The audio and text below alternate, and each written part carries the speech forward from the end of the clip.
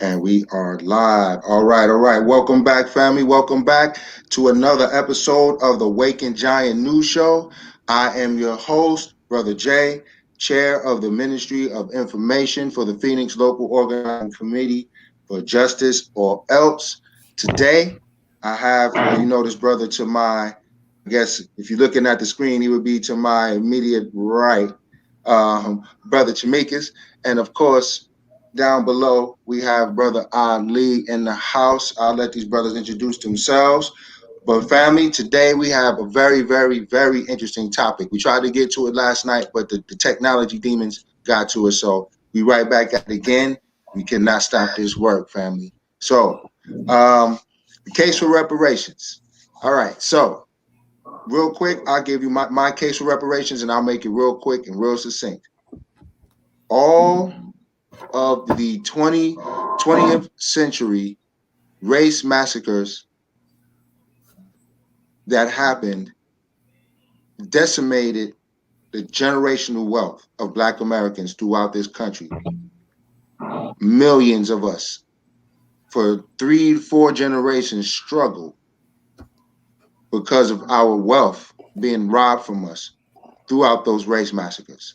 So in my case for reparations, we need that money back, if anything, for that. All right. Okay, so the brother, okay, he had to step off for real quick. So, Brother Ali, go ahead and introduce yourself to the audience, the Waking Giant News Show. And won't you tell us who you are, what you do for the Phoenix L.O.C., and what is your case for reparations? Hey, peace, brother, and everybody that's tuned in. I'm getting a little feedback. Maybe that's coming from your speaker. But it's a slight delay. It's a slight delay, but okay. I can hear you. Okay. Yeah, I can hear you pretty clear. Okay. I might be coming through your speakers a little loud, is what it sounds like. No, you're fine. No, you're fine. Nope, you're good. All right. Peace and love, everybody. My name is Brother Ali.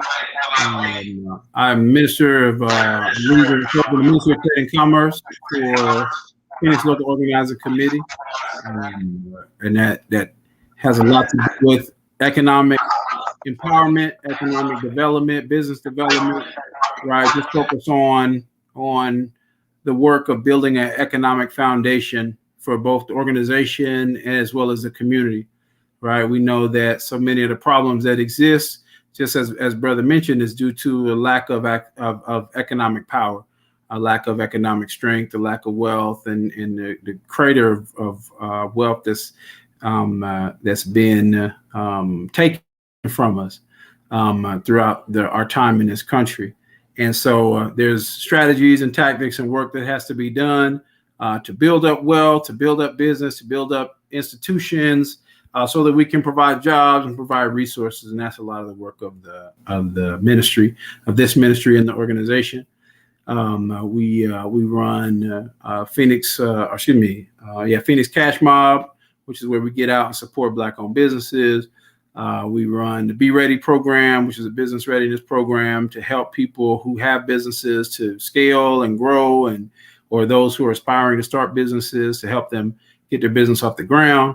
We help run Grassroots Bookstore, which is a bookstore, co-working space, and business hub, part of AfroSoul Marketplace in downtown Phoenix.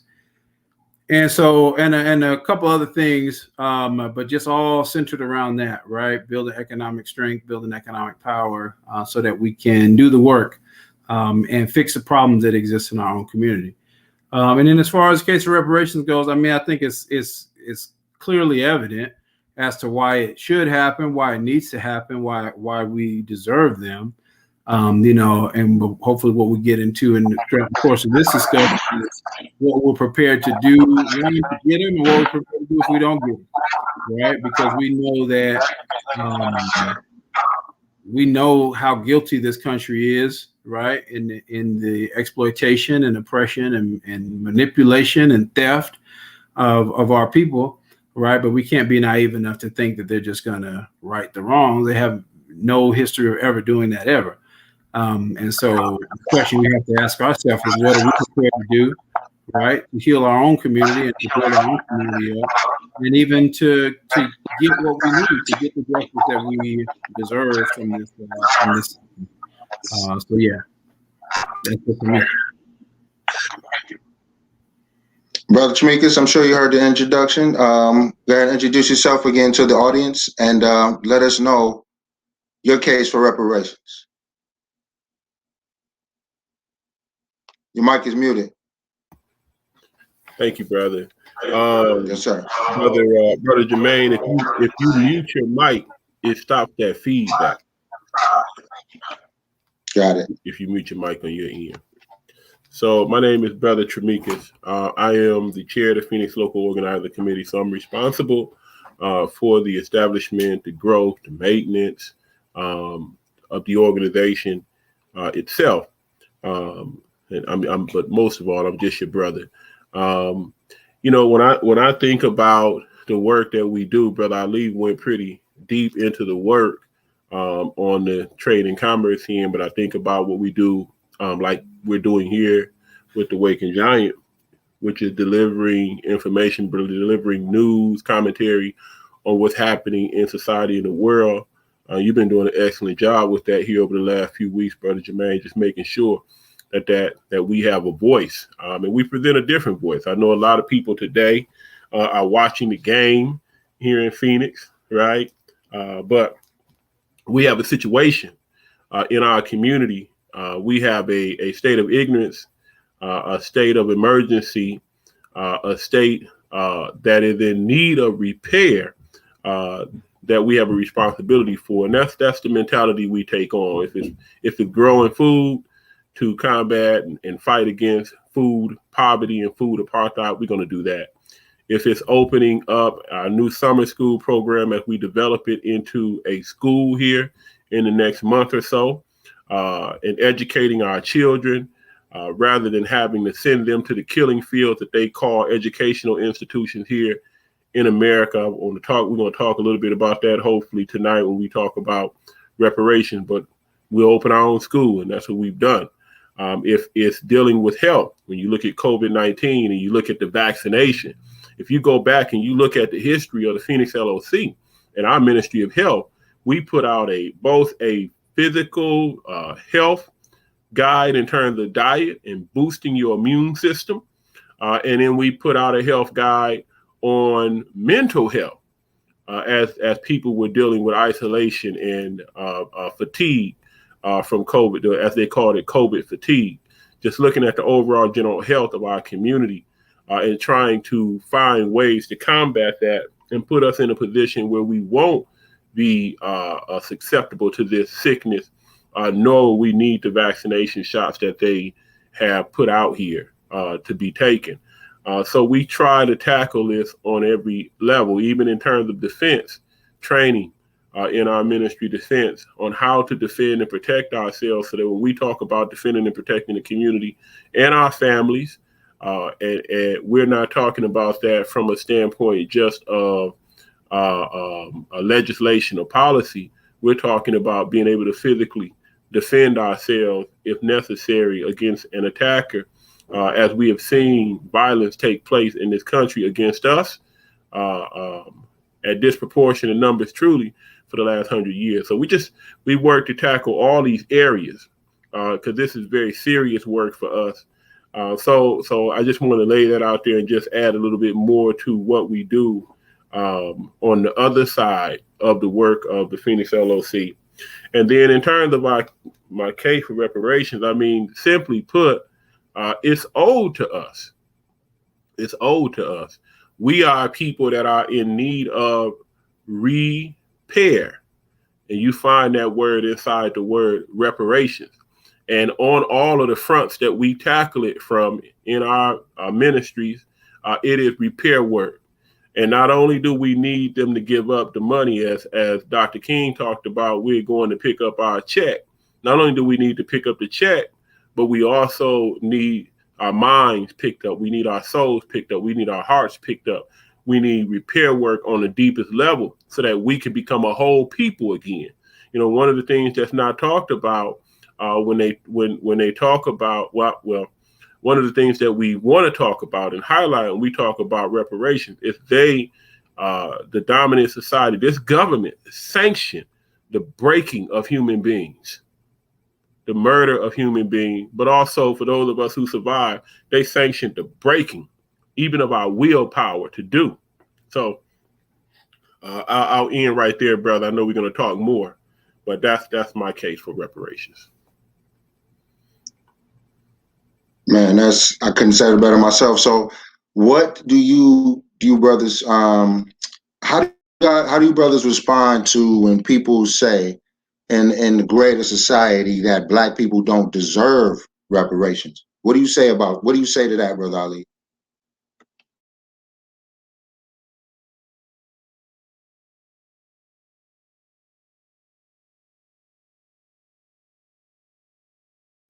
I'm muted, right?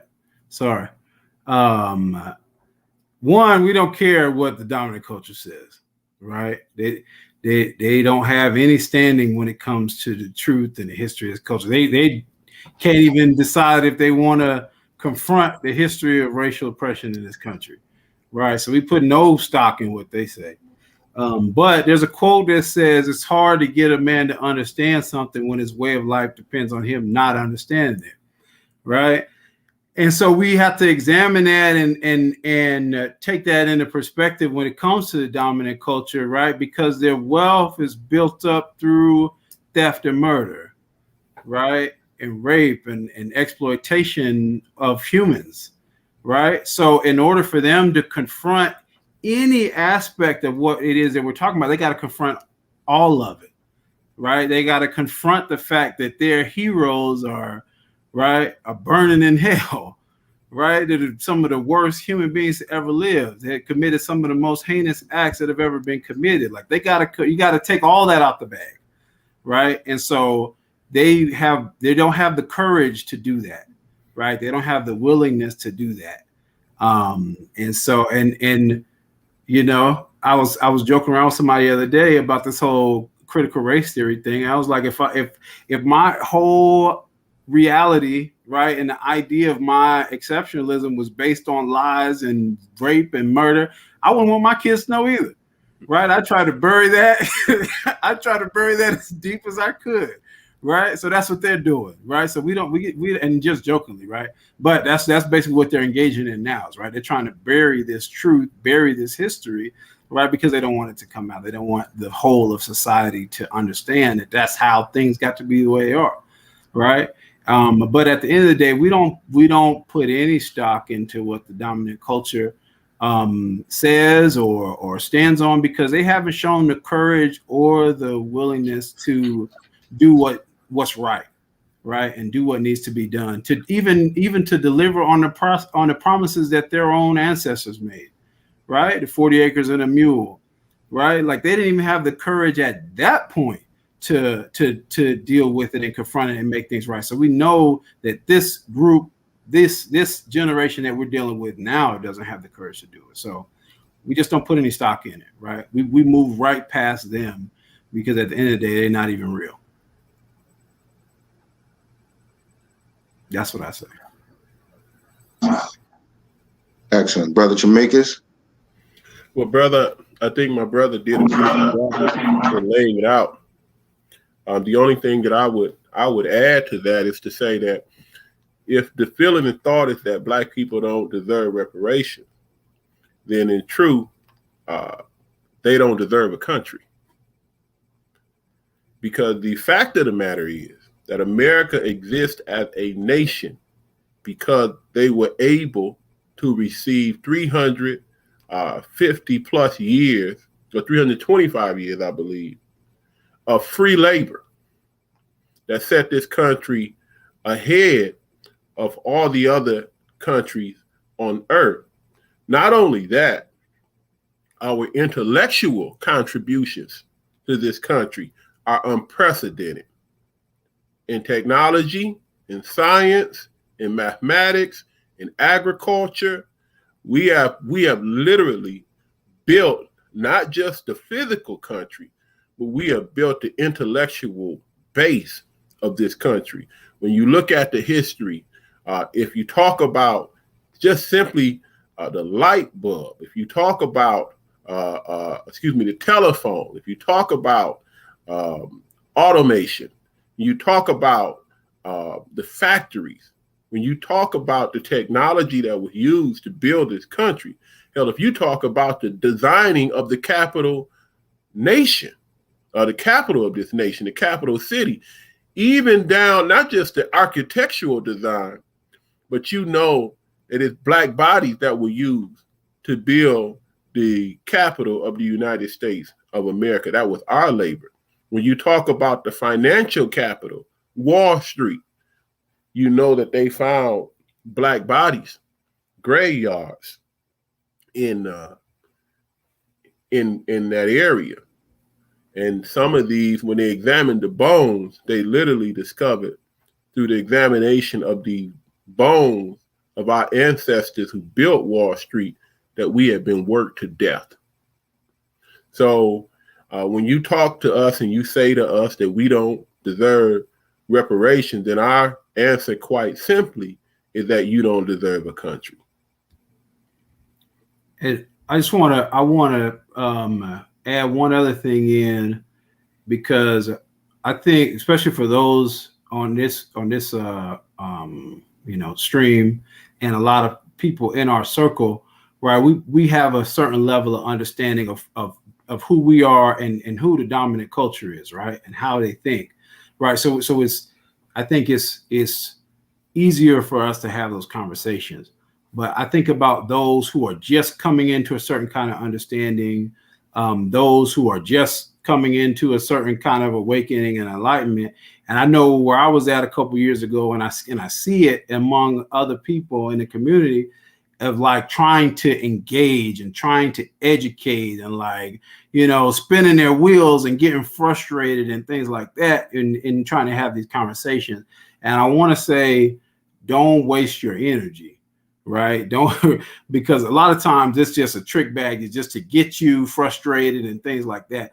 Any member of the dominant culture that they don't think black people deserve reparations is either ignorant, and in every case it's willful ignorance, right? Because you can educate yourself, you can pick up a book and understand the history of this country, the history of black people in this country, right?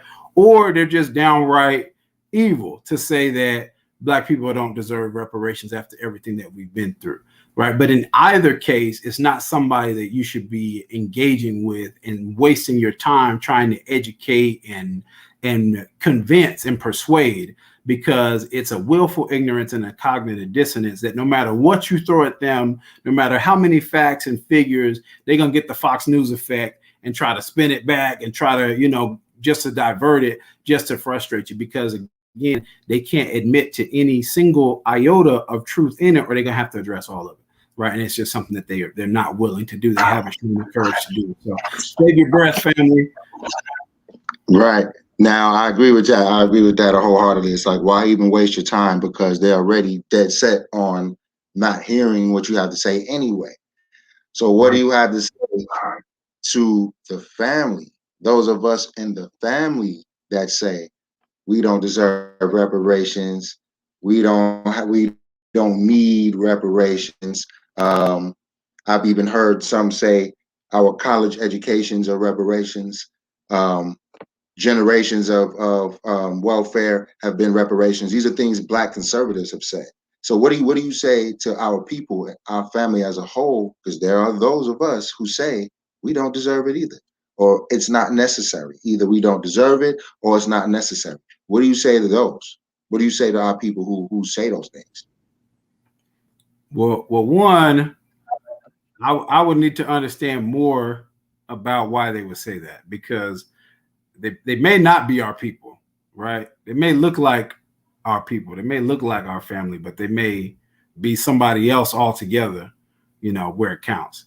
But I would just want to understand, because they may not understand. And I'd rather spend time trying to educate our own people rather than trying to educate some member of the dominant culture.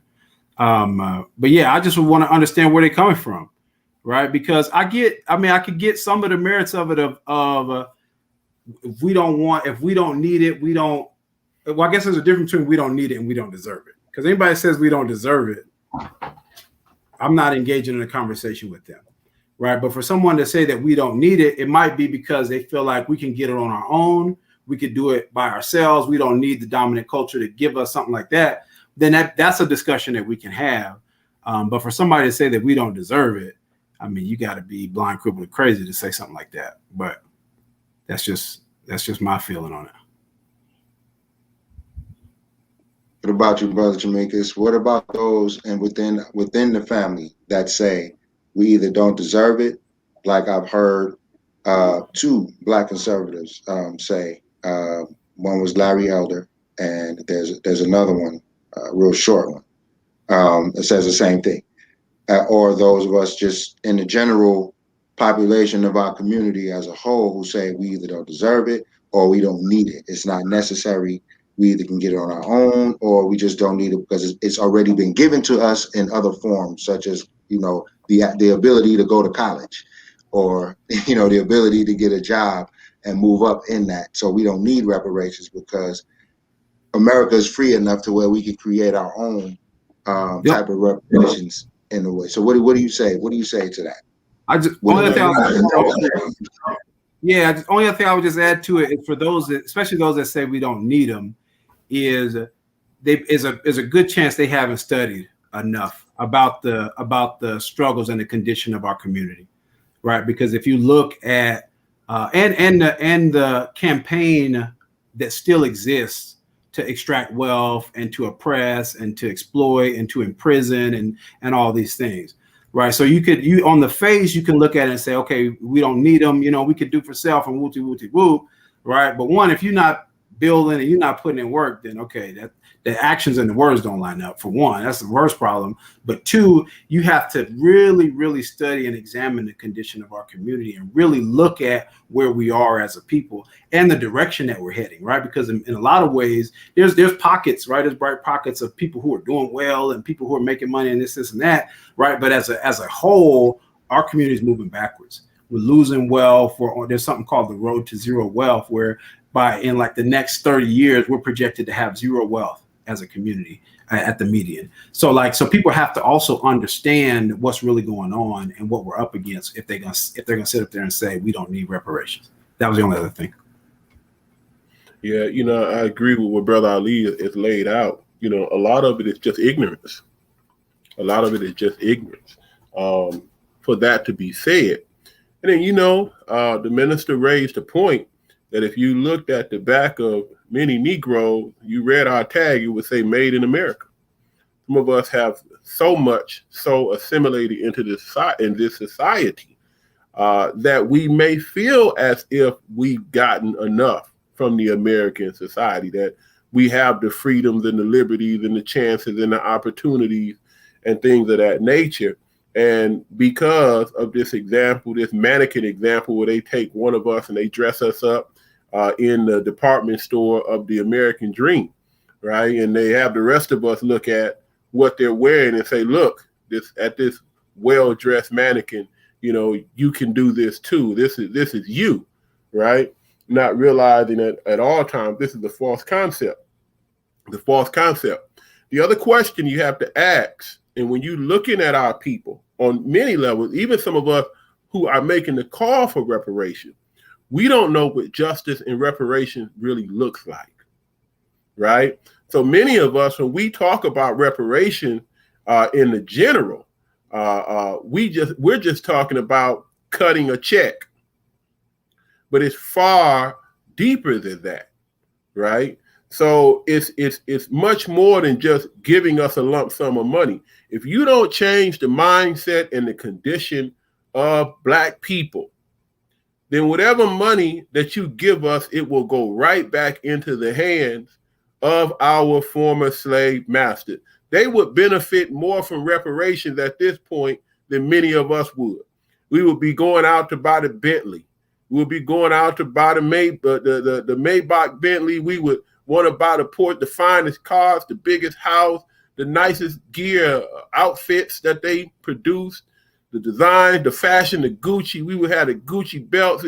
I mean, you would see us turning that money over quicker than your head could spin. The reason why we started the cash mob and is to recirculate the dollar in the Black community. So we already have a problem of bleeding money. So when you talk about reparations, for those who don't know, where are our manufacturing companies that produce the clothing that we wear? Where are our processing plants that produce the food that we eat? See, when you talk about reparations on the highest scale, where's our land? Brother mentioned earlier, 40 acres in the mule. Well, 40 acres is not enough. And we damn sure don't want no mule. We need a John Deere, brother. You know, we did the work at the farm, cutting down no weeds this Saturday. I ain't walking behind no mule on 40 acres or more trying to till some land to get it ready to produce food. Listen, how much food do you need to produce for 30 to 40 million Black people to eat 3 square meals a day? The Honorable Elijah Muhammad asked that question. So see, we need land. You like fish? Where's our fleet of ships to go and pull the fish out of the sea? If we are going to repair our educational system, not the American educational system, our educational system, where's the money to pay our educators and build our institutions? So when we start talking about reparations in the realest sense, it's way more than cutting a check. And if you really get down to the root of it, those who are in government. Now this is my last point on this, and I know this I hope this not get into another question. But when you talk about those who are denying us reparations in government, these are not foolish men. I don't care what you think about the leaders of this country. You talk about them, you badmouth them, you make little memes about them, and you want to call them stupid and ignorant. You're not running the greatest country on earth, and you are not wise. They've looked at this reparations question in a much deeper sense than many of us have. And they understand that to repair us is to give up most of their country, if not half. So I think that the idea of Black people who would say we don't need reparations are just simply Black people who don't know, they don't understand. I would say, brother, damn near bankrupt the country. That's what would happen. That transfer of wealth would be so vast that there would be no more America. And I think that's what they see as well. Because you're talking, first of all, how do you even quantify the amount that our ancestors produced over a 300-year period? Even if we just put it in a 300-year period, we understand it extends beyond. We'll just go to 300-year period. How do you quantify that amount on top of the economic raping of our people throughout the late 19th century all the way into the 21st century, up until this big housing crash in the 08, 09 that raped more of our wealth? How do you even quantify that amount? I've heard numbers upwards of 20 trillion, 30 trillion. I mean, how do you even quantify the amount of what it would take to repair us as a whole? Okay, he disappeared for a second. Can you answer that for me, brother? Ali? You say I was researching. How do you quantify that? Yeah, how do you even quantify the amount that's owed? Because the brother alluded to, and he made a good point, that they would have to give up most, if not half, of this country. And I was saying, I think it even extends beyond that because of the amount. How do you even quantify the amount? They literally would have to just basically, throw their hands up in the air and say it's all yours, because you know what I'm saying? Because they don't have it. How do you? Yeah, but they're already in debt up to that amount to other countries. So how they can't even produce the money to even give it to us. The money they giving to us is coming, even though it's coming out of our taxes, they're, $20 trillion in debt to China and all these other countries. So how do you even quantify, before you disappeared on us, brother, how you even quantify the amount You that we're owed? you can't in a realistic term, and this is, and I hope I don't start a fight when I say this, but this is the issue that our brothers, our ADOS brothers and sisters, I don't want to start a fight, but this is the issue that you run into when you look really at quantification of what's owed to us, right? How do you quantify the loss of 600, some estimate, low estimates, 600 million lives in the Middle Passage? There was a prisoner, I think, the other day. I think he did 35 years in prison. And for those 35 years of his life that he lost, I think they gave him $75 million for what he lost. I guess they based that on the potential of what he would have earned if he had not been to prison. So then when you look at it from that standpoint, how do you quantify the loss into the millions and billions of dollars of 400 years of being in prison? And if you don't want to talk about the periods after Reconstruction, if you just want to talk about slavery, well, that's 300 years. How do you quantify that? Where did they get the gold from in Fort Knox? That's our gold. Okay. What about the Berlin Conference in the Divide of Africa? Now you're getting deep into how much money is owed to us. How much do you owe us for the Tuskegee experiment? Let's not just talk about the Red Summer of 1919. Let's talk about the race massacres of 1917.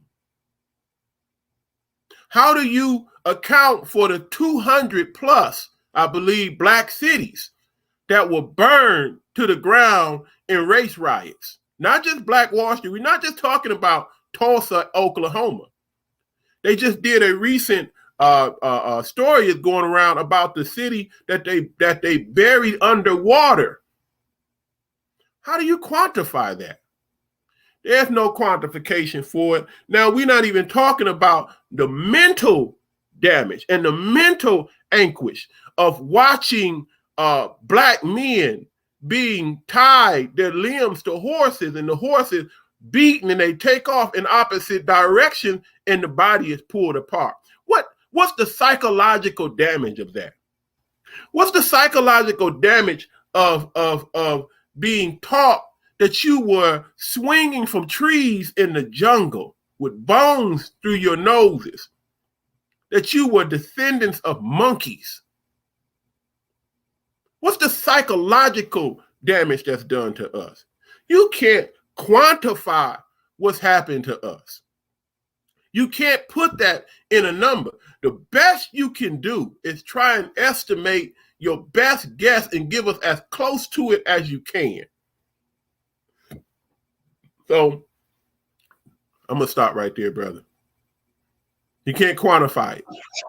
You can't quantify it, and that's a good, and that's a good point. So that also enhances the understanding of why they don't even want to address it, why they try to bury it. Because think about it, they're very good at burying stuff. I mean, they buried, what happened in Tulsa, Oklahoma, just to use that as an example. People who actually grew up in the town, in that particular area, in the Greenwood section, in that city, were raised 2-3 generations, and no one knew anything about this. I didn't find out about it until the 90s after doing some research on my own that this actually happened. I think that's when it really started resurfacing again, I believe. But these people don't even have, and we'll go into another subject. These people don't even have the temerity. The Patrick Moynihan tried to address this. They had another opportunity in the 60s, in the late 60s, to actually address this. When Patrick Moynihan wrote his report, his report about what how to address, the issues. Once again, the Negro question: what do we do with these Negroes? Okay, he said, hey, basically, hey, just give the black men jobs, okay, so they can take care of their families, and that's it. That's the end of it. In that way, we can't be accused of racism. We're allowing them to do what they need to do to raise strong, healthy families, and we won't have to have them on the welfare rolls and things like that.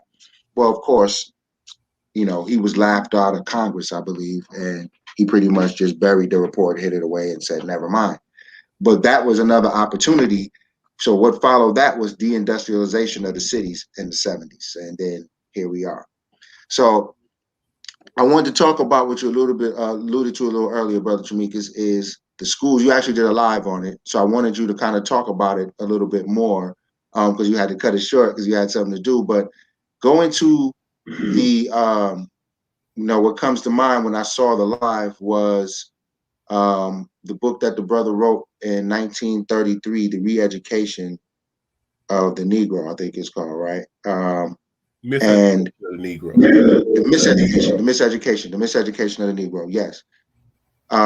Explain the rationale, go a little further into the school idea and the rationale of even creating something for our own children, to educate our own children. Well, I'm gonna start from the Phoenix perspective and what we're doing right now. About 2 years ago, we went to a conference here in Phoenix, and in that conference, they gave a damning report on the educational system here in Phoenix as it relates to Black and brown children. Particularly, what stood out to me that I'll never forget is that a report was shared that the schools here had been fudging the numbers. Some of the schools have been fudging the numbers on how well the children were doing in their standardized testing because they wanted to keep funding coming from the state. So rather than fix the issue and fix the problem, they would rather have our children, I'm going to use this term, they would rather have our children in society as functional illiterates so they could get the check. That right there, brother, was the end of it for me.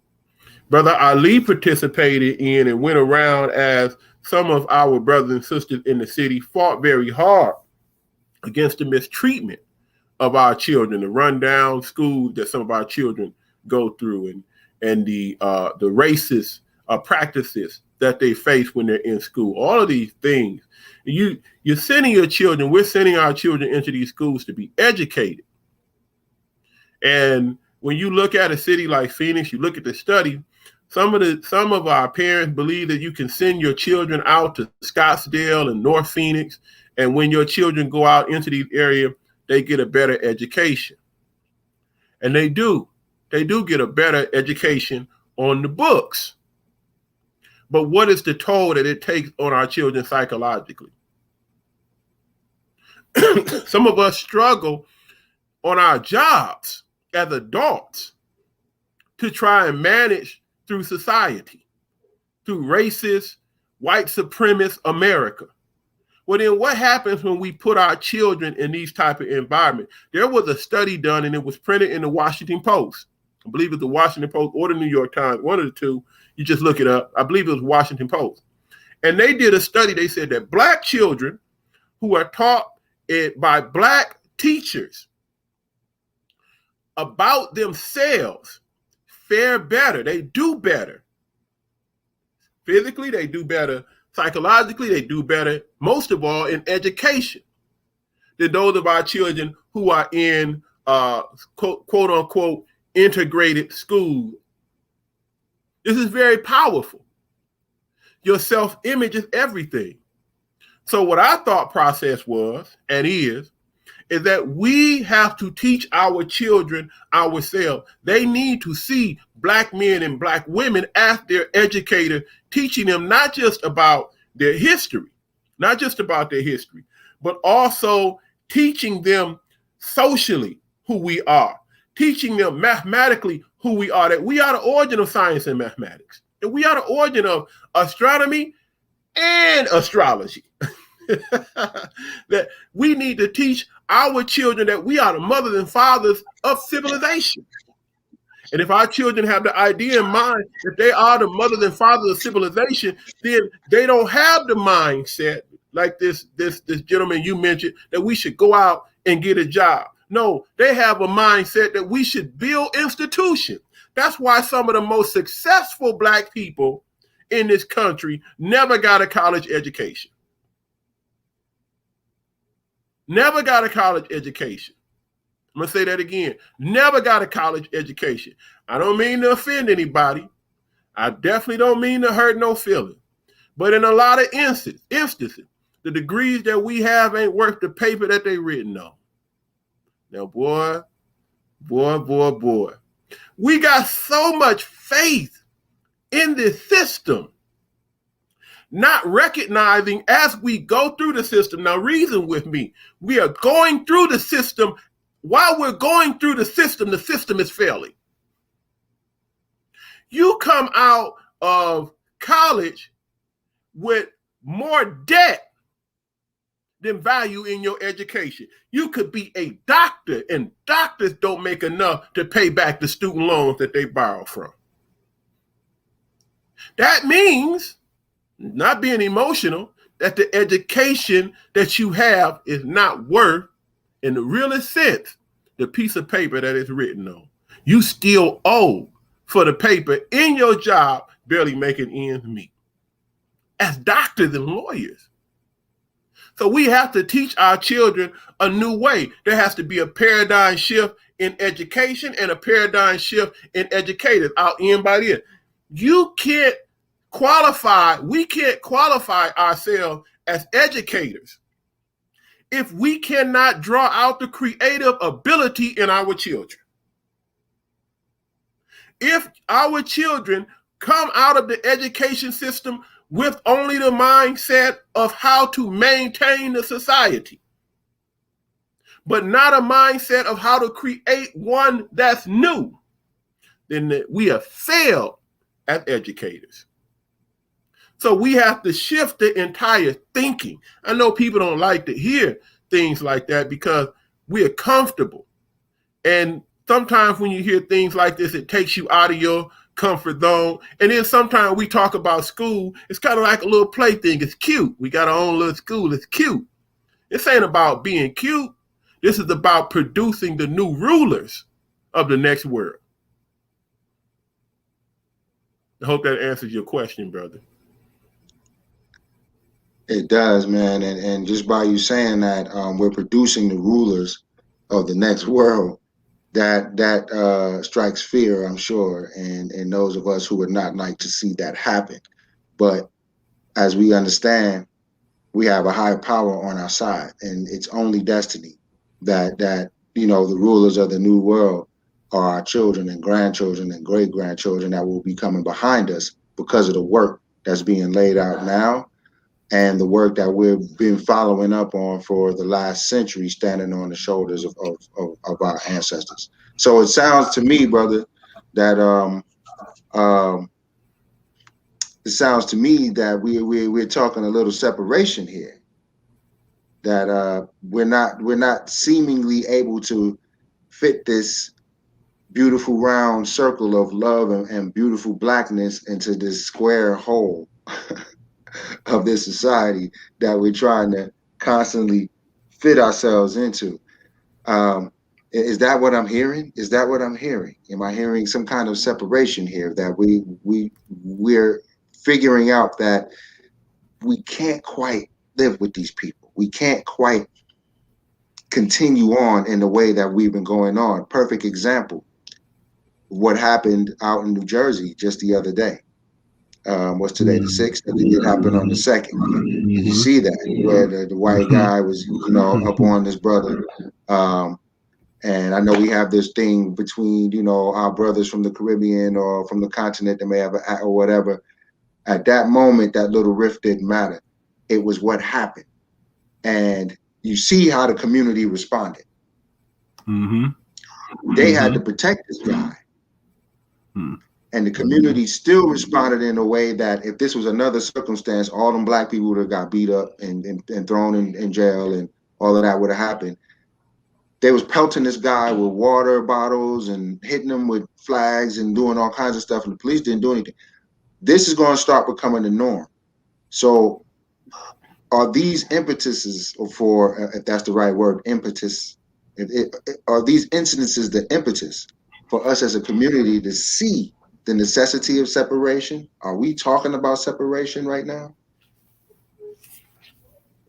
That question for me, brother? That's for either one of y'all. That's for either one of you guys. That's for either one of you brothers to answer. You go ahead, Brother Ali. I'm looking for something. Sure. I think that's a definite yes. Are they the impetus to us seeing the necessity of separation and hopefully the end of our hope and belief in this system? That's a logical response, right? What we have a tendency of doing is allowing this system to lull us back to sleep, right? And not taking the next step further of letting the righteous indignation lead to action, right? And consistent, committed action. That's what has to happen at this point. But when it comes to separation, in a lot of ways, we're already separated, right? When you look at the justice that we, the lack thereof in this country, our schools, our health care, our foods, our neighborhoods, right?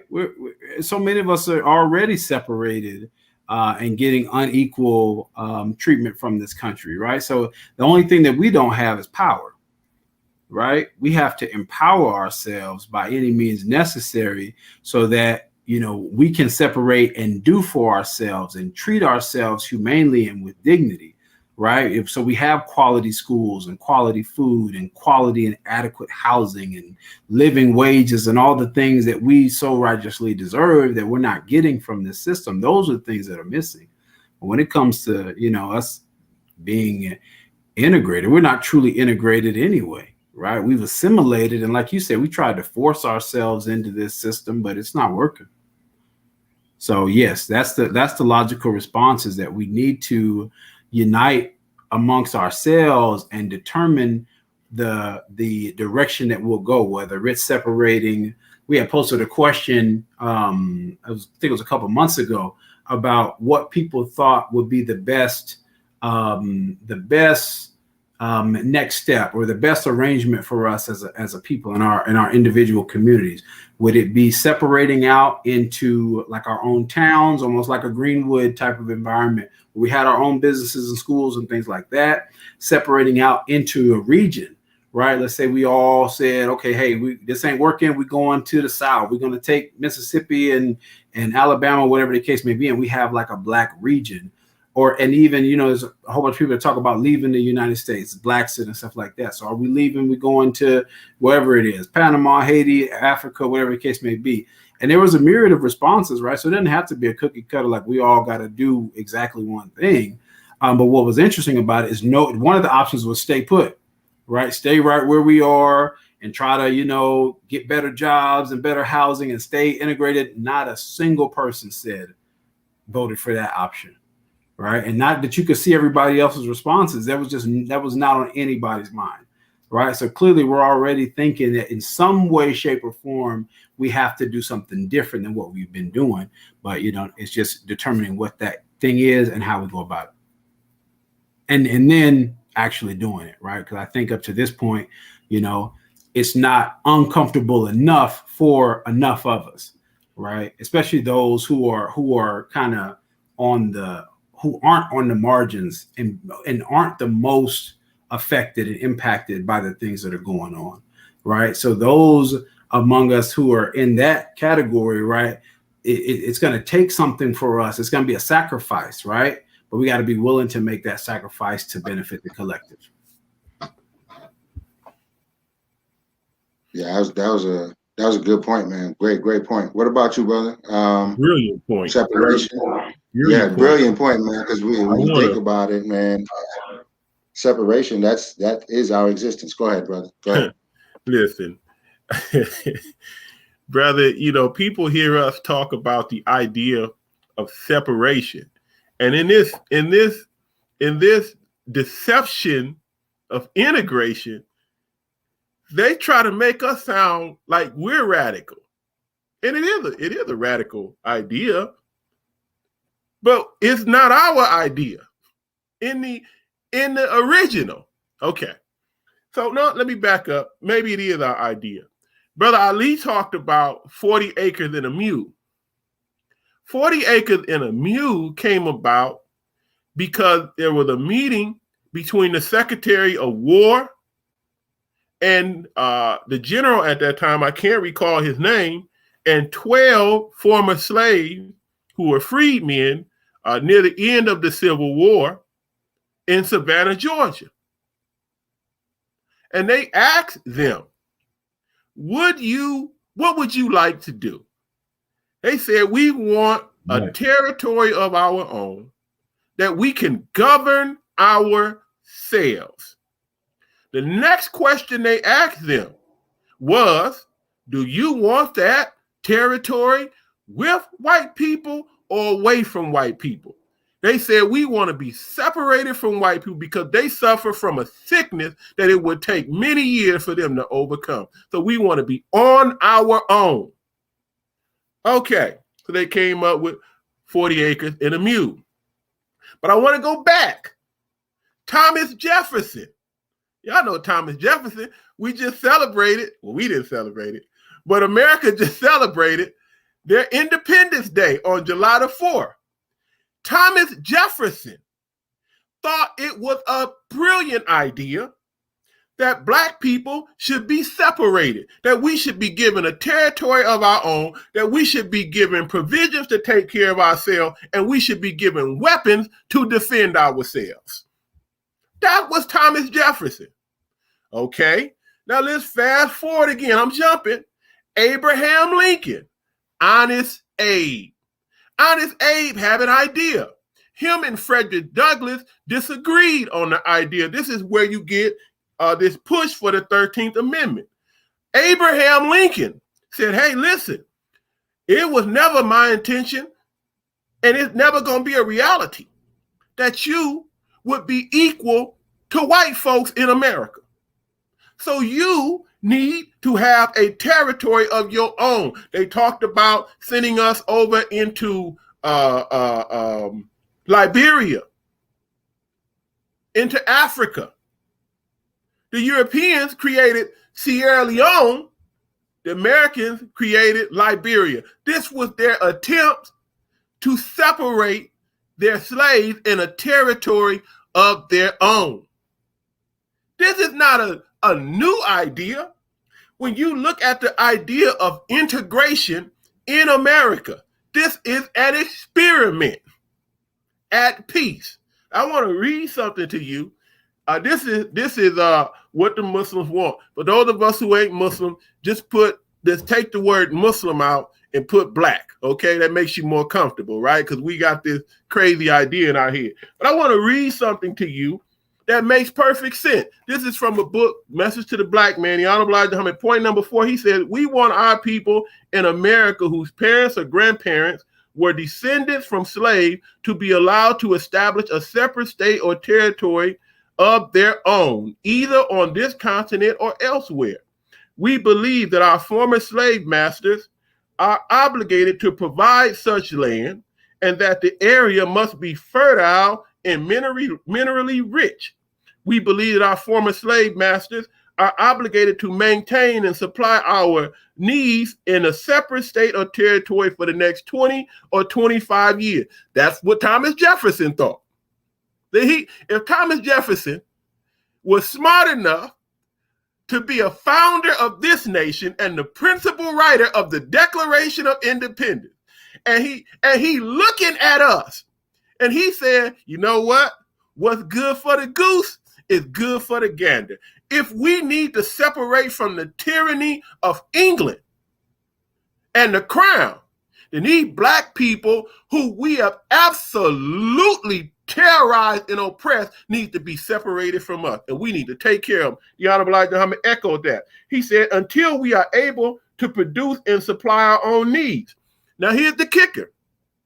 He says, since we cannot get along with them in peace and equality after giving them 400 years of our sweat and blood and receiving in return some of the worst treatment human beings have ever experienced, we believe our contributions to this land and the suffering forced upon us by white America justifies our demand for complete separation in a state or territory of our own. This is not a backwards, backdoor, radical, extremist idea based in emotion.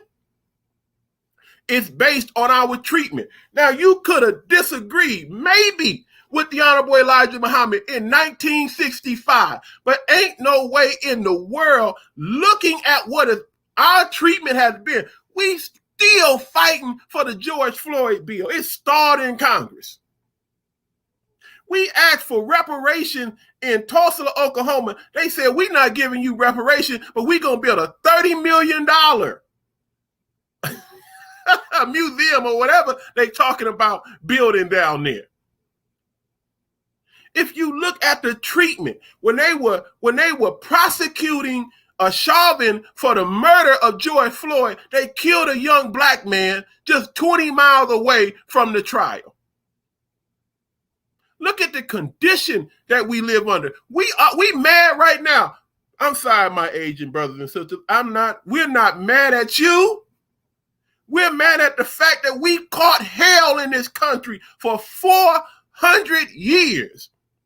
We remember, brothers and sisters, my Asian brothers and sisters, we remember when you were dragging black women out of your nail salon by their hair, locking them in your stores and beating them with broomsticks, and they didn't pass a black hate bill for what we seen.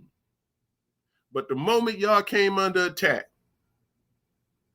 they passed the Asian hate bill. It didn't take them but a second. George Floyd bill stalled, Asian hate bill passed. We're not mad at you. You're just in the way. We mad at the government for their treatment of us. Not mad, tired. And the logical idea, the logical thought, since we can't get along in peace, if me and my wife is fighting and arguing, she throwing plates, I'm throwing shoes, she kicking in doors, I'm knocking holes in walls. Well, the logical thing for us to do if we gonna live in peace is to separate. Baby, we need a divorce. We not getting along. How can we have a functional relationship? It's dysfunctional and it's toxic. Now, we can't, in the cancel culture, and we canceling dysfunctional and toxic relationship, then we got to take a close look at the most dysfunctional and toxic relationship in the world. The UN, I'll close on this. The UN, for the second time, has said America needs to be brought up on charge or investigation for crimes against humanity for their treatment of black people. That means the world is looking at our bad relationship. We arguing every night. The police being called to the house because we fussing and fighting and arguing with one another. The world is looking at this relationship and saying, this ain't gonna work. What kind of foolishness is it for us to argue with the idea of separation? And I'm gonna say this last point. We can argue with the idea of separation if we want. But the truth of the matter is it separation or death? Brother just said that they project by 2053 in approximately 30 more years, financial growth and development of black people will be at zero. And if financial growth and development of our people is at zero, what does that mean for the government of the United States of America and how they're going to treat us? They killing you through the food. They killing you through the medicine. They're killing you in the education system, putting a needle in your brain. We are fighting for our lives and our existence as long as we live in America. And you can take that and let it alone. We ain't got time to wait.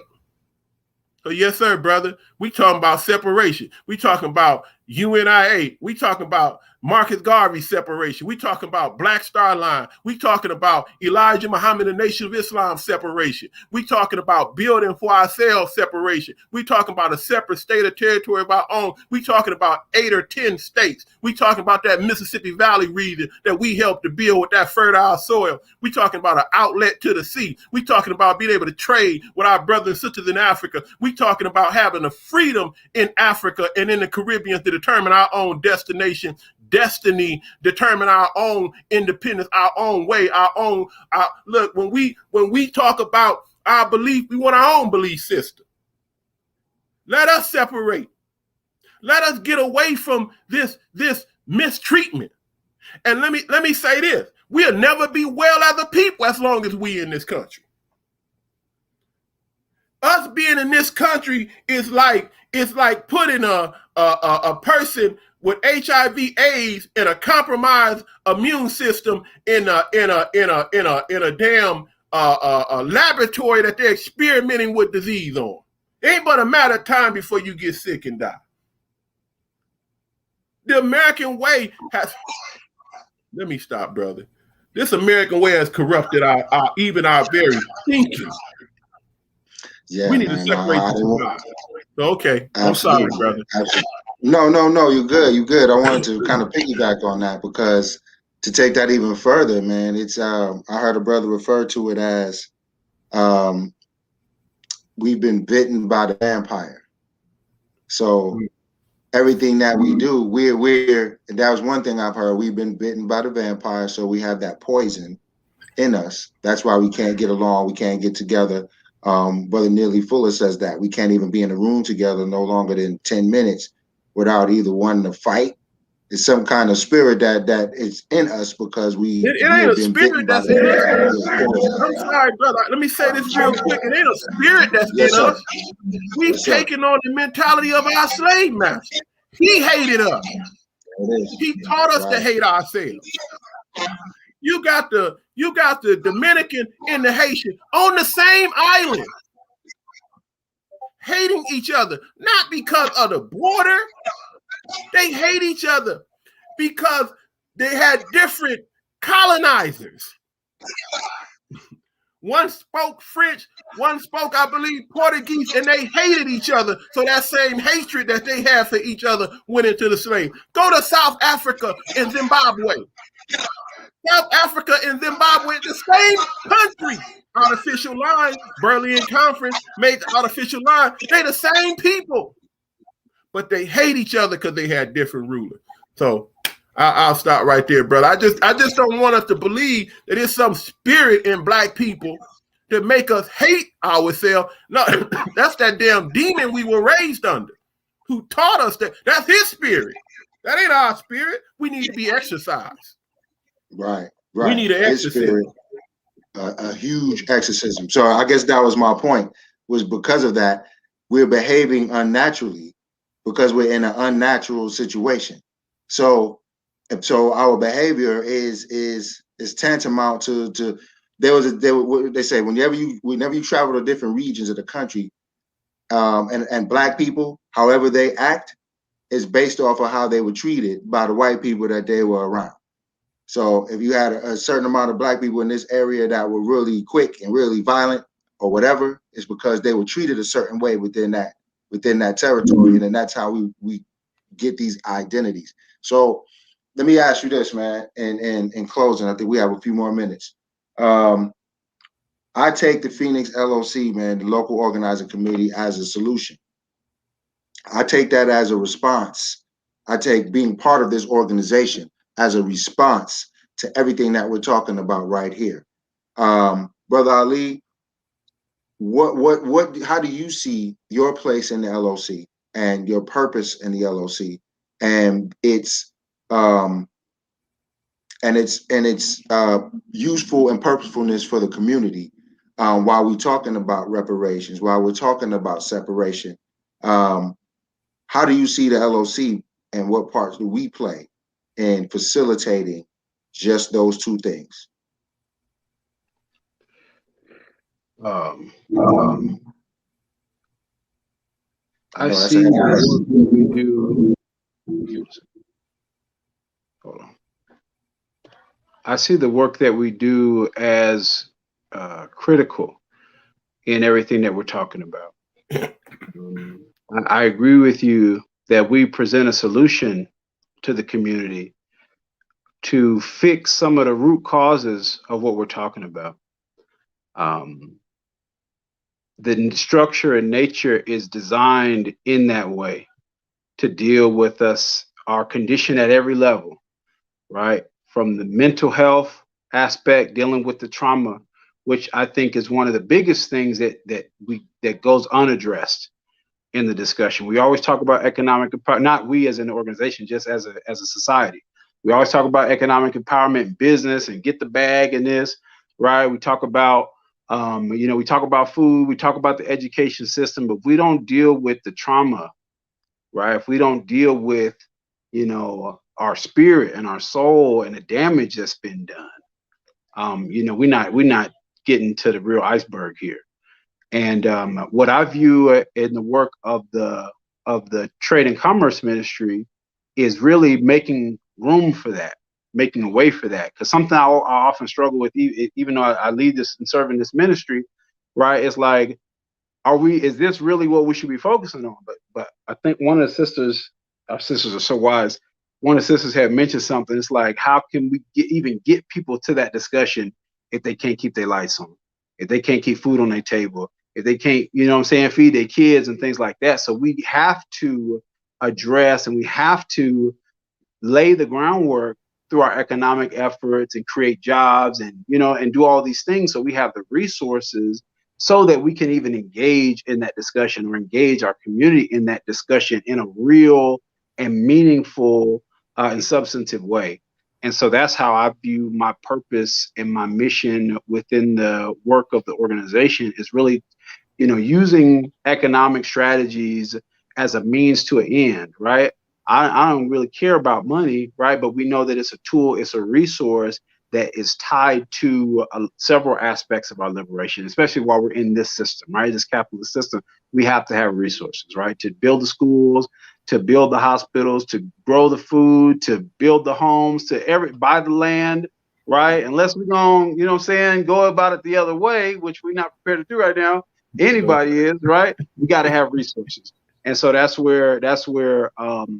I view the importance and the critical nature of the work of Trade and Commerce Ministry tied to everything else that we're talking about.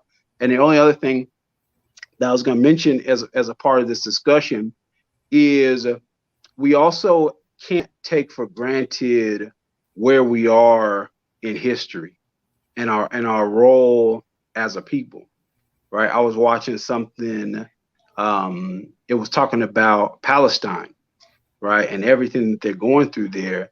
And they were talking about the struggle of Black people in America. And they said something that was so powerful.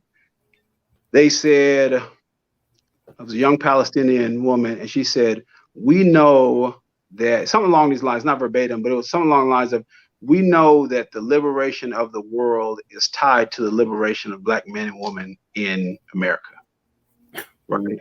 It's not in our nature to be liberated and then become a colonizer, right? Or become an oppressor where we're just to ourselves. And the dominant culture, white people know this as well. That's why I think it's so ardent against not addressing any of it, because it's one thing to say, okay, we don't want to give it to Black people because Black people can go out and buy a bunch of Bentleys and stun on us, right? Like that's one thing, right? It's a whole nother thing to say in a country that thrives on exploitation, that thrives on the wars and the manipulation and the campaigns that they cause all throughout the world that they've been doing for hundreds of years, right? It's another thing to say you're gonna give these people the power to liberate themselves and to liberate everybody else, right? Just how Haiti did. When we look at the history, when Haiti liberated themselves, and then what did you see? You saw Venezuela and Bolivia and Peru. That's why I was looking up Guyana. Like all these places started to be liberated around them, right? That's our nature, right? And so when you see that happen, and you see these people struggling in Palestine, people struggling in Colombia and Ecuador and all over Africa, right? That's gonna be That's going to be the aftermath of our liberation, and they know it, right? And so, but that's the responsibility that we have, is to empower and liberate ourselves, which will lead to this new and free world that we're talking about, that our children are going to inherit. So we just have to we got to keep that in perspective also. It's a serious nature, the serious nature of this movement and this work that we're in. Powerful, very powerful, brother Jamegas. Man, brother said it all. We can wrap up on that. I think his show is too long, personally, brother, or too short. I'm sorry. Man, I don't know what more I can add to what Brother Ali said, except to say that the Phoenix L.O.C., the work that we do, the Justice the Else work that we do, is our effort to move from the rhetoric to reality, right? So how do we take these things? How do we take these 10 ministries that were presented by the Honorable Minister Louis Farrakhan to Black people as a gift, and put together by many of our leaders? How do we present this in a way that is not just talk, but that it becomes a reality? So that's our work. Our work is to build on that and to find brothers and sisters who have the same spirit and mentality that we do, and come together and use the best of what we have. And I mean the best, because we are not. And I want to say this, brother. I really want to see us bring some of the sisters on, because we got some powerful sisters inside the Phoenix L.O.C. And I would love for the sisters who are watching to be able to see the contribution of these women who are warriors. These women who are warriors, right? And their willingness to fight, to build, because it ain't just us that's wielding the sword. We are wielding swords, right? But to be able to take our ideas, our thoughts, to take the love that we have for each other and package it. That's what we're doing. We're packaging it. So then it looks like a Ministry of Trade and Commerce in a Be Ready, a Phoenix business development program. That's love packaged in a tangible way to go out and grow food. And we can pull up a cucumber, or we pulling watermelons out of the garden, or melons out of the garden the other day. That's packaged love, to be able to have a school, to have 10 babies that are sitting there in front of an instructor, and that instructor teaching and guiding them. That's packaged love. We're packaging the love and saying, hey, look at this neat little package we put it in. But when you start unpacking it and you start seeing all the components of it, what it really is showing you, oh, this is what I need to do it myself. Or I see my place in this. So we got an orientation class. I have to say, Brother Jermaine, we have an orientation class coming up on July the 10th. For those who are interested in being part of the Phoenix L.O.C., you can go to the Phoenix L.O.C. group page, and you can sign up to be a member, and we'll invite you into the orientation class. You can learn more about what we do, learn more about the work. We're able to do multiple things at once, something that a lot of people wondered if we would be able to accomplish. Oftentimes, Brother Ali, this, people would say, y'all need to focus on one thing. And we try focusing on one thing. But the problems of Black people are so broad and so deep, it's hard to focus on one particular area. So we found several people to focus on multiple things at once. And our effort of organizing our work. So a lot of what we've been able to do is also because of organization. I think it was Stokely Carmichael, Kwame Ture, who said that we are not what did he say? We're not outworked, we're out-organized. And he always said organization, organization, organization. So we organize, and then we mobilize, and we move into the community to start building. So again, brother, to make a long story short, basically, it's taking it and not just having it as rhetoric, but making the rhetoric into a reality, actually developing it into something tangible. And it's not a simple or easy work, but it becomes simple and easy as we do it together and as we do it in the spirit of love. And I love what Brother Ali said about the spiritual development, the dealing with past trauma that has been inflicted on us. All these things are necessary, and in every component of our work, I'm also chair or head of the Ministry of Spiritual Development. But in every aspect of our work, in every ministry, there's a spiritual component because you have to both grow the spirit of human beings as well as the physical reality advancing and growing. Right, the two have to work hand in hand. Otherwise, my last point, we become the society that we're trying to get away from, and we can't have that. So I hope that answers the question. Absolutely, it does. And we're not quite ending it yet. I do have one final question, and Oh, okay.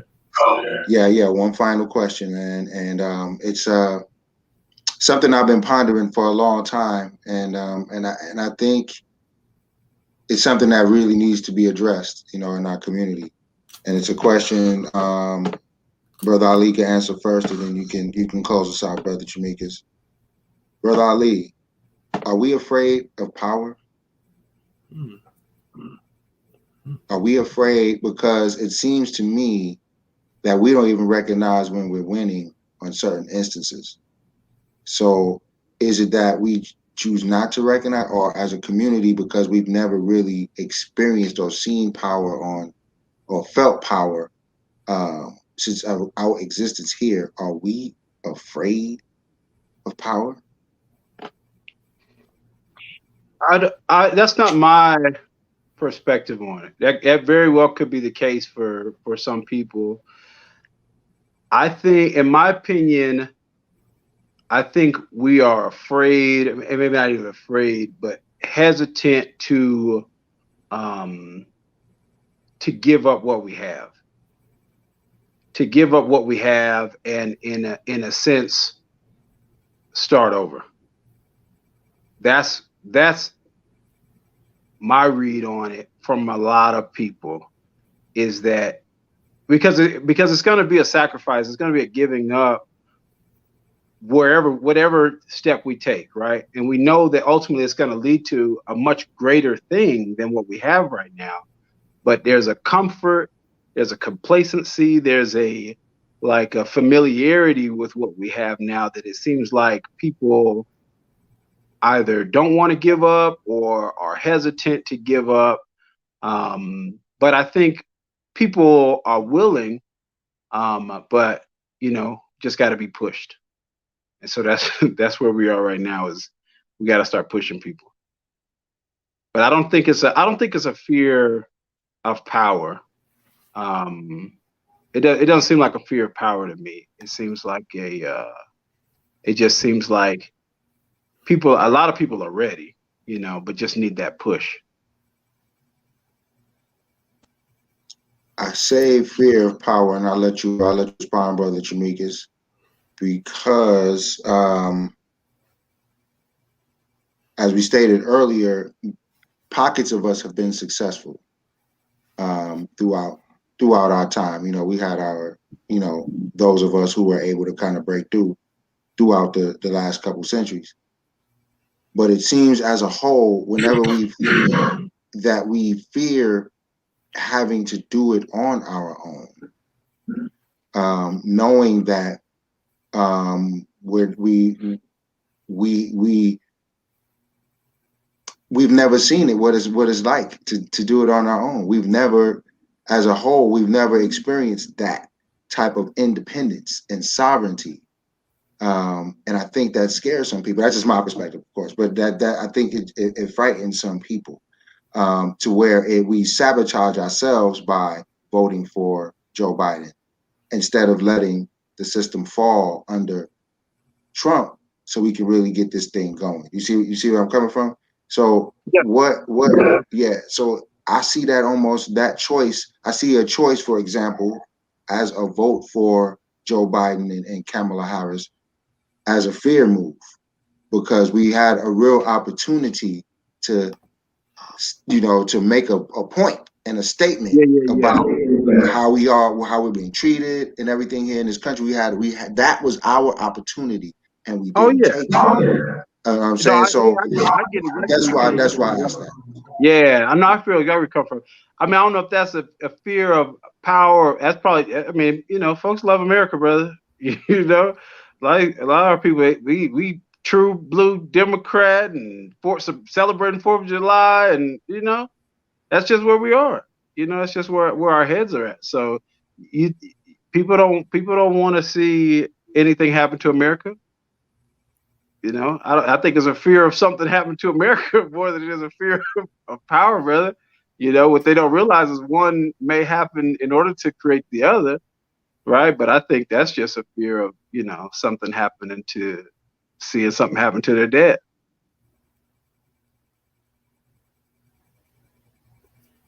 I want to address a question in the chat and tie it to what you just asked.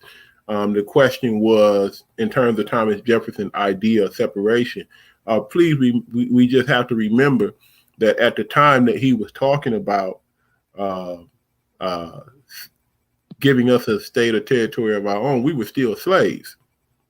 So what was actually happening is that he was telling these rich slave owners to give up their slaves, and they were absolutely against that idea. It was fine as a problem as long as England was being blamed for it, slavery, right?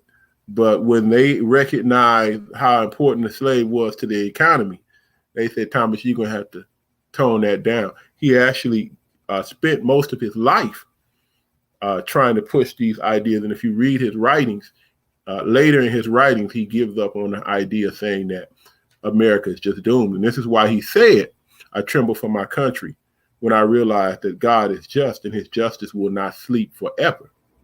Okay. So now let's take that into the question, do we have a fear of power? In one instance, we do have a fear of power, but it's not a fear of us having power. It's a fear of those who we perceive to be in power. And because we have that fear of those, I'm going to say, who appear to be in power, it has been instilled in us. And because of that, we think that to resist their power means our destruction and our death. And they have went to great stakes to prove that to us and reinstill that idea in us, that if we resist their power, they will kill us. This is why I don't show my children the picture of our leaders after they've assassinated them. I will never show my sons the picture of Fred Hampton laying on the floor bleeding, right? It's a certain message that's being sent, right? I would never show them the picture of Martin Luther King on the balcony laying down, or Malcolm in the Audubon ballroom. This is an attack on Black masculinity and Black manhood, and it's instilled in our children the idea that if you ever resist us, we will kill you. And this is an age-old idea that comes up from slavery in breaking us, particularly the men. So do we have a fear of power? Then there's another side of that. The other side of that is that we as a people have never really seen our power. We don't know what power looks like. So when you talk to us about the idea of power, it's a foreign concept for us because we've never truly had control of our own destiny. We've never even really had control of our own thinking. The Honorable Elijah Muhammad and Malcolm quoting him and saying that he who determines the diameter of your thinking also determines the circumference of your activity. So we've never developed mentally in a way to think outside of the sphere of America. And this is why when you see, and I hope I'm answering your question, brother, when you see men like Dr. King or Malcolm or Paul Rhodes or any of our brothers who have tried to take our struggle and our fight internationally, they have become the chief enemy of the United States of America. Because when you start taking our minds outside of the borders of this country and have the understanding that in the diaspora, we're the majority in the world. And if we live in a society that teaches majority rules, then if we're in the majority in the world, what does that say for us? That means that in our unison, we could actually rule the world. And this is why our sister in Palestine, recognizing that, said, oh, the liberation of the world is tied to the liberation, not just of Black people, but Black people in America. Now, some don't like to hear this. Black people in America are very special people. We're very special people. And the liberation of our brothers and sisters in the diaspora depends on us waking up. So there's a certain agenda that will always be pushed that will keep us away from accessing our true power and recognizing the power that we have. They keep us ignorant so they can keep us as slaves. They keep us ignorant so they can keep us as slaves, always determining where we go, who we vote for, who we don't vote for, determining who our leaders are and who we should not accept as leaders. See, you have to have an inordinate control over our people and our mind. Because if you have that inordinate control over our people in our mind, there is no recognition of our power. The idea of power is defined to us by our enemy. So what's power? Power is the vote. But who you voting for? What system are you voting them into? Barack Obama became the most powerful man in the world, but we voted him into the corrupt system of America.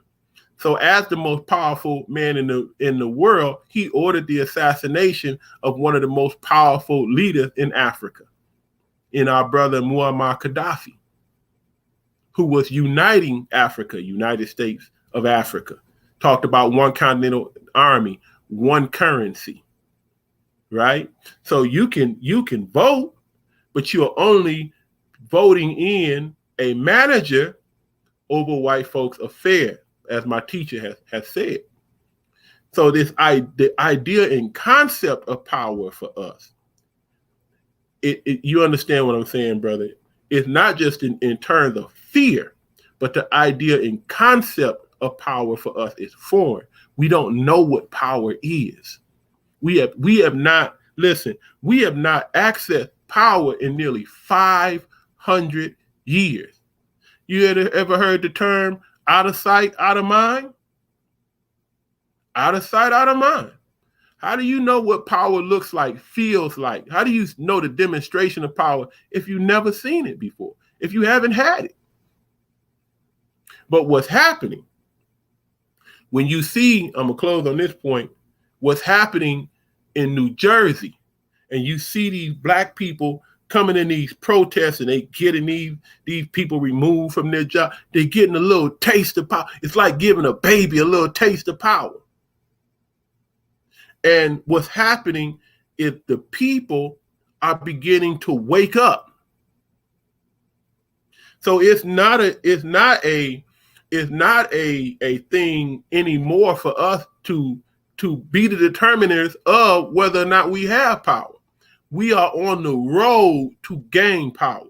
As one, the Honorable Elijah Muhammad said, as one force rises, another falls. The rising force breaks the falling force. So we are now rising to power. This is why the youth are so dangerous and they're so deadly and they're such a target, because they absolutely rebel against all constructs and ideas of what society should be. They're coming into their own power and their own nature. And it's the nature of the Black man and woman to be rulers. Look at how many are getting away from traditional religions. Look at how many are getting away from traditional education.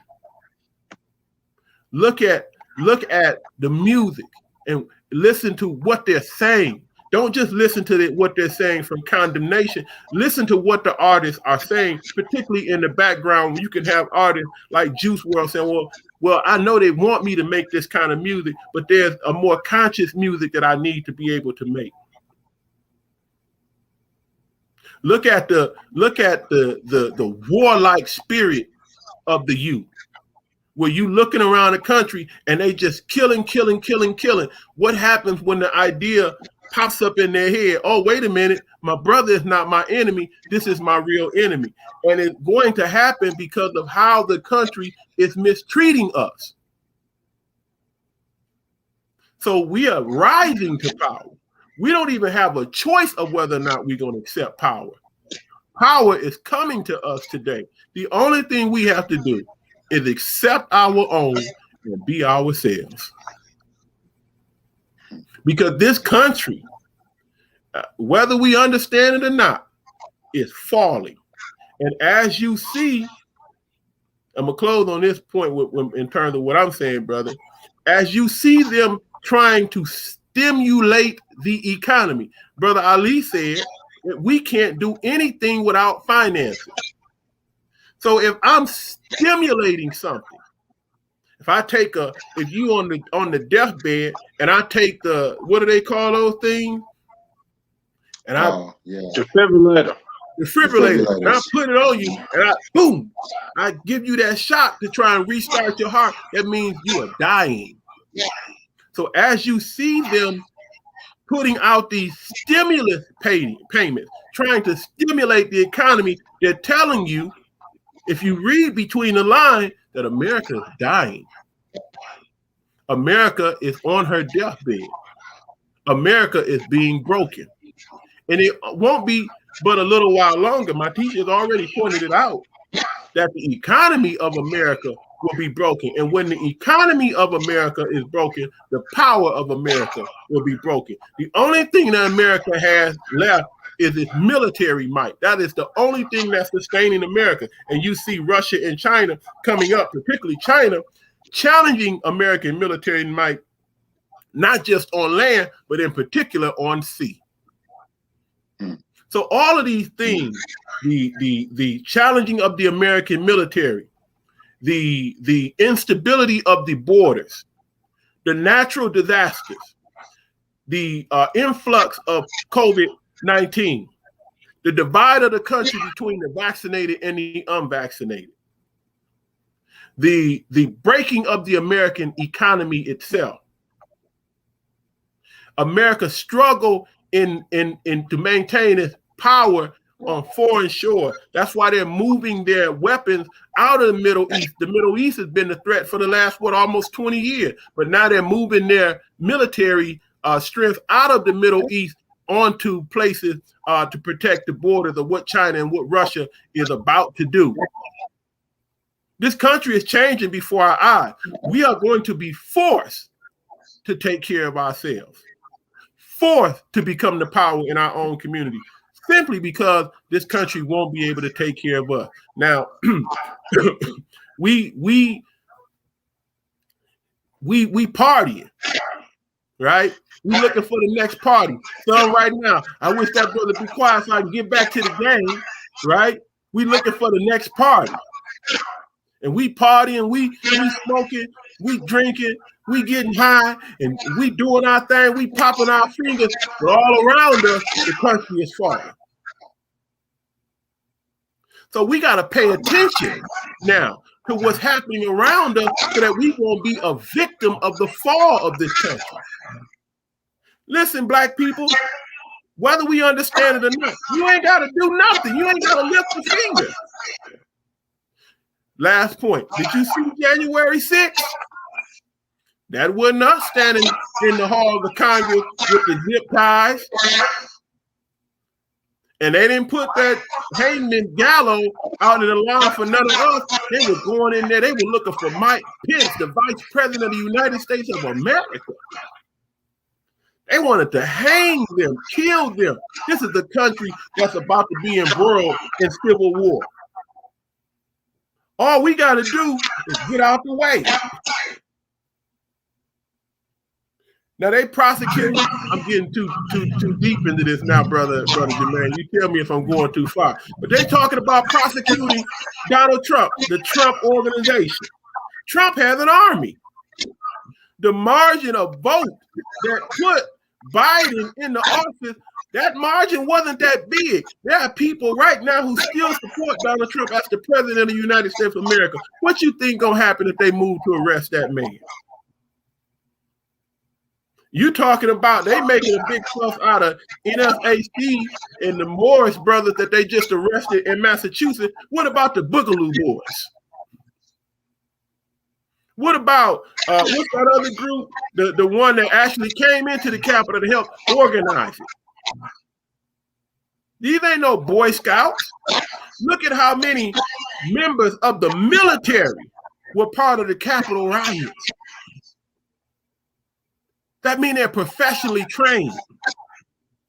Listen, we got the wrong, we got to look deeper at what's happening in the society. Then you will understand. I say all that to say, then you will understand why we in the local organizing committees are organizing the way that we're organizing. We're trying to build a space and a place for our people, so that when this country and economy can no longer support us, we are already in a position to support ourselves.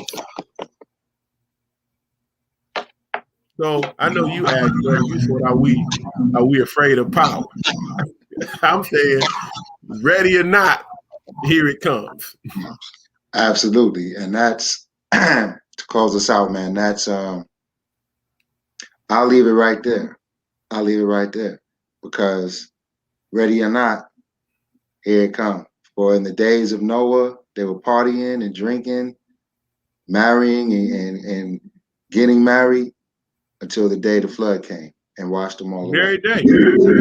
So that's what we need to be looking out for, brothers.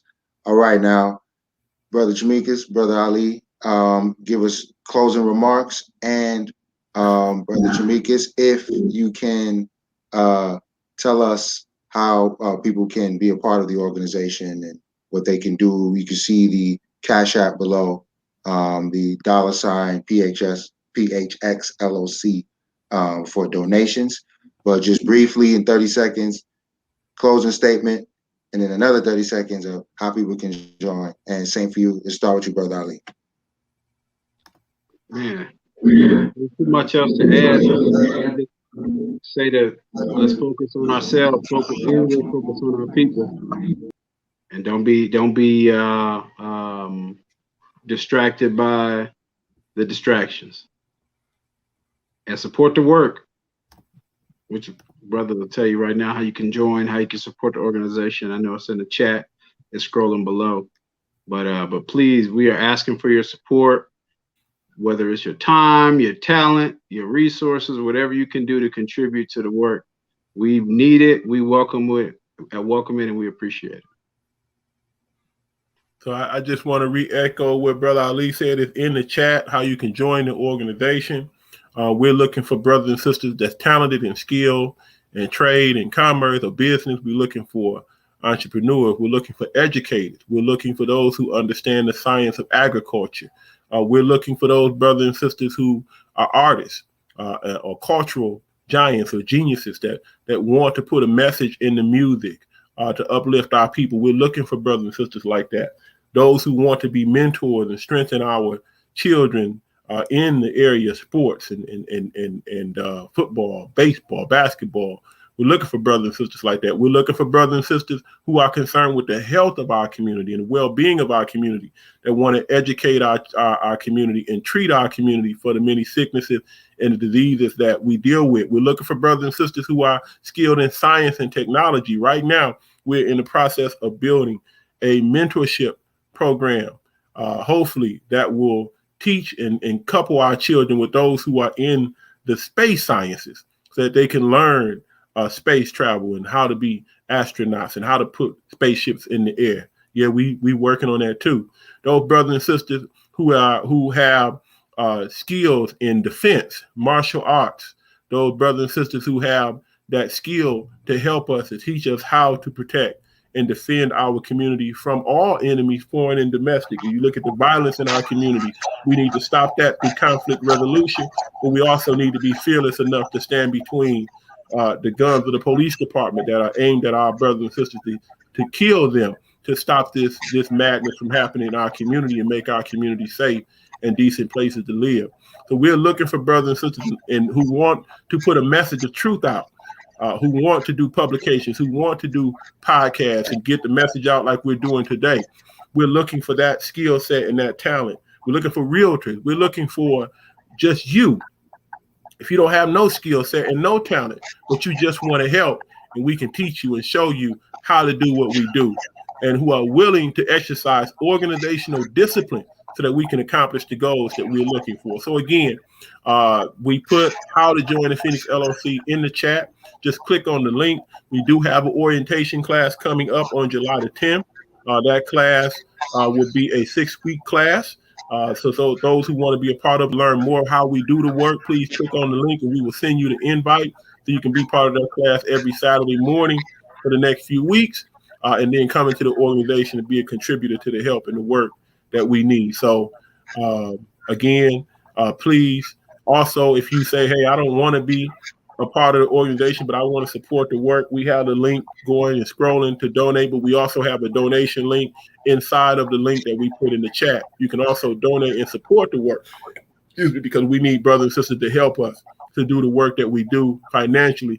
We don't want to have to go and get money from the dominant society to do our work. We want to be funded by our own people, right? And it's important that we fund those who are doing the work. We're not rich around here. We ain't riding no Bentley. No, I got a minivan. So